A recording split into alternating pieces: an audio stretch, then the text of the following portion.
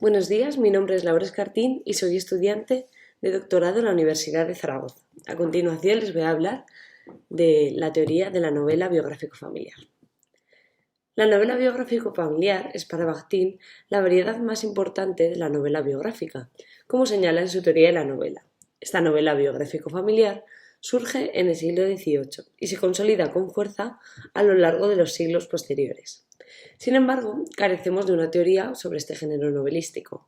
Vamos a intentar en esta comunicación mostrar las características principales que la conforman, revisando para ello ciertas notas genealógicas que consideramos esenciales en su constitución y analizando también la unidad cronotópica, que la podemos definir como la confluencia entre espacio y tiempo que va a modelar este tipo de género. Tomaremos como referencia los géneros desarrollados y analizados por la genealogía de la imaginación literaria de Luis Beltrán en su libro Genos, y el análisis sobre el cronotopo de Bakhtin, en su edición revisada en español de la novela como género literario. En primer lugar, rastrearemos cómo se da una pervivencia de ciertos rasgos de géneros tradicionales que corresponden a una concepción heroico-familiar. La época heroica es el tiempo de la épica y de las sagas. Esos géneros permiten la introducción de la dimensión histórica, no como un acontecimiento, sino como leyenda. La dimensión legendaria viene a determinar un espacio familiar y la construcción de una sociedad política, apuntando a lo que posteriormente será la nación, al tiempo que comienza a manifestarse la crisis de los valores familiares de carácter tribal, de tribu.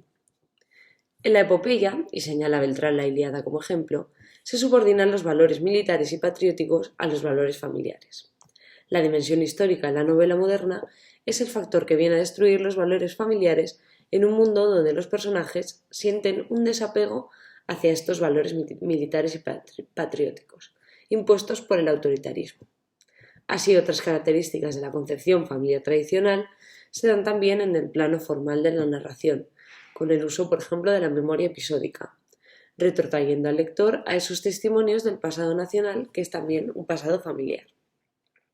Pero mientras que en la epopeya se suele acudir a los momentos de esplendor, en la novela biográfico-familiar alude a la ruptura del idilio familiar, como iremos viendo a causa de la dimensión histórica.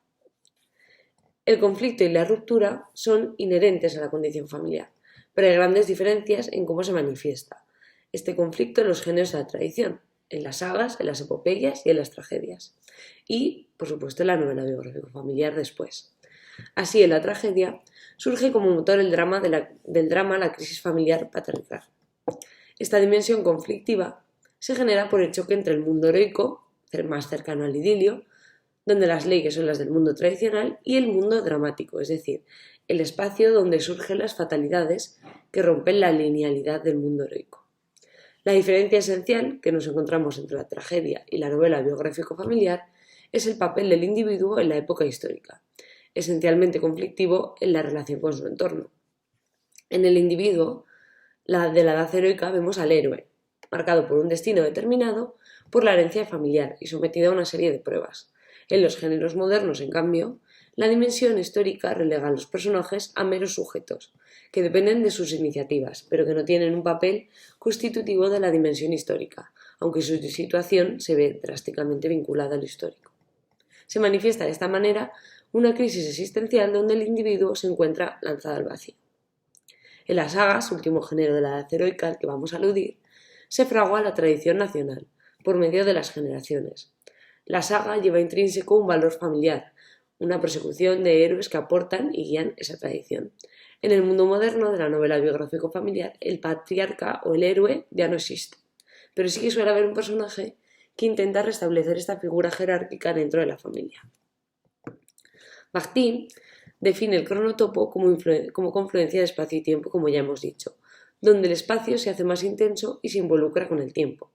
En la antigüedad tenemos la novela griega, que se da en un lapso de tiempo biográfico y por tanto es ya ajena al tiempo de la naturaleza y lo cotidiano.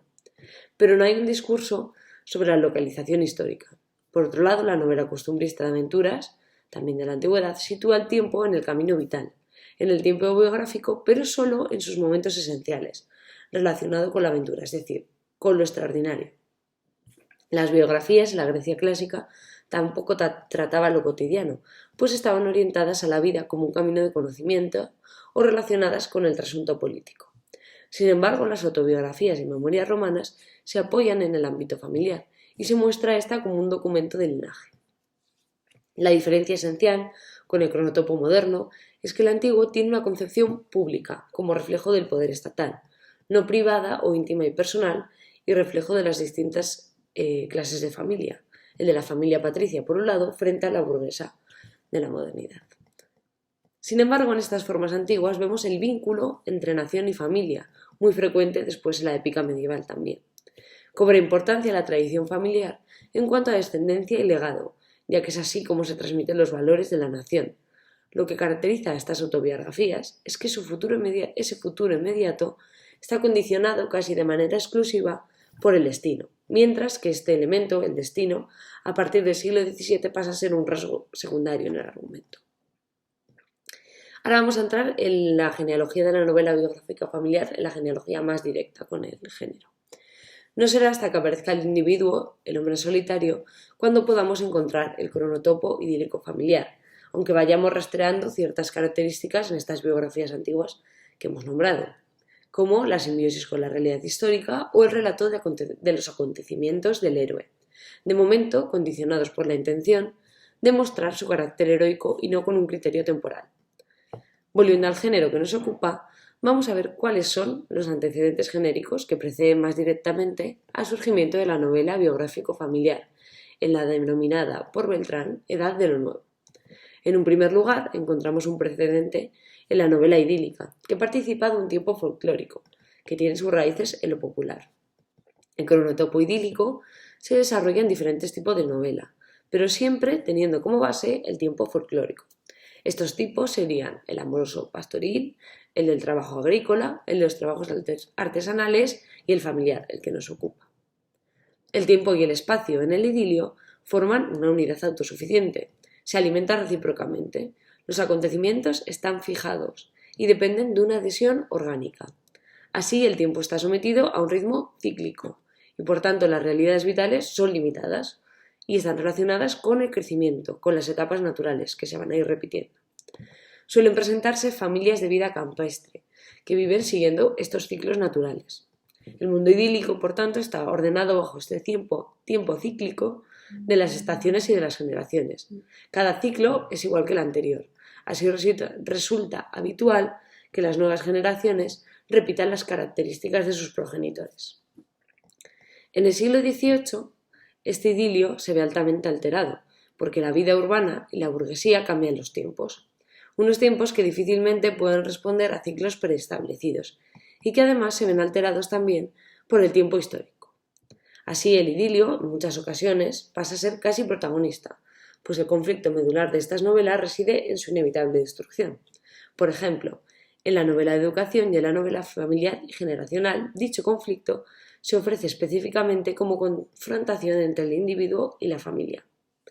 Así se mantiene en la novela regional el idilio donde las familias suelen ser protagonistas, cumpliendo un papel de burbuja dentro del progreso histórico que se da fuera en las ciudades y en la burguesía.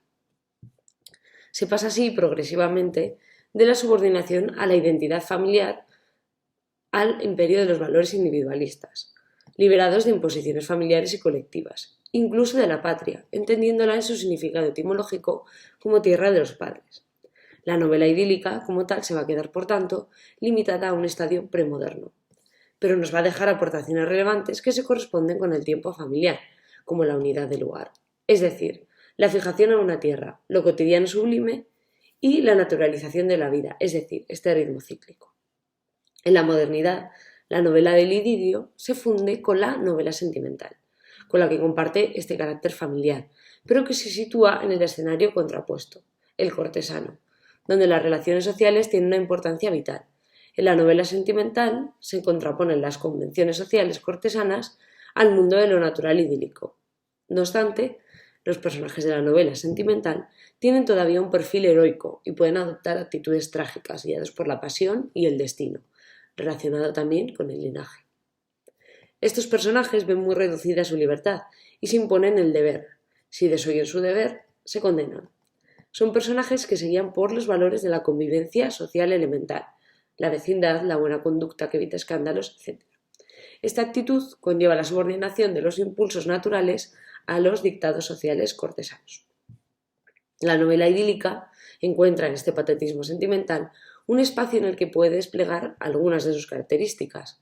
Cobra su importancia lo cotidiano, exigido por la esfera privada, en la cual se resuelve la parte más sentimental, amenazada o sometida por las leyes cortesanas, que provocan una desigualdad a la que ha de someterse el individuo. La historia aquí funciona como un decorado. Estas dos vertientes, la idílica y sentimental, confluyen en la novela de Rousseau, que dará lugar al género que nos ocupa. La diferencia esencial que podemos ver en la novela, que ya denominamos como biográfico familiar, es el aburguesamiento definitivo de sus fundamentos, tanto de los personajes como de los ambientes, y la introducción de la dimensión histórica que ya venimos enunciando. Esta dimensión histórica funciona como elemento que modela la vida de los personajes, pues la biografía ha estado o está enormemente vinculada al tiempo histórico. De hecho, el precedente biográfico serio sería la novela histórica, mientras que el cómico sería la novela picaresca. En la novela familiar tenemos ambas vertientes, será un componente serio-cómico. Como vemos, la destrucción del idilio es el tema principal de la literatura del siglo XVIII y XIX, y Bakhtin nos ofrece tres razones. Por un lado, una sublimación filosófica, que en la novela familiar puede verse en el crecimiento del individuo, aunque es más evidente en la novela de educación. En segundo lugar, la necesidad de encontrar una nueva colectividad, como un proceso de reconstrucción de toda la sociedad en el proceso histórico. A nivel familiar sería una búsqueda de simbiosis entre ambas, entre la sociedad burguesa y la institución familiar. Y en último lugar, la incompatibilidad del entorno idílico con el mundo capitalista, lo que exige una regeneración de la familia que inevitablemente sigue presentando reminiscencias de lo idílico, cosa que no resulta operativa en este momento histórico. En la novela familiar sigue habiendo pues rastros de lo patrimonial en el terreno burgués y restos de asociaciones antiguas que van entrando en conflicto con este progreso histórico e individual. El espacio se ve muy reducido y se aumenta el zoom hasta la casa familiar urbana, no al entorno rural y natural que nutría el idilio. Ejemplos de este tipo de novela biográfico familiar al que aludimos podría ser Los Van den Broek de Thomas Mann. En el ámbito hispánico tendríamos, por ejemplo, Fortunata y Jacinta, y más reciente tendríamos Berlín-Sevilla, Punto de fuga de Miguel Ángel Márquez. Bueno, muchas gracias por vuestra atención, esto ha sido todo, un saludo.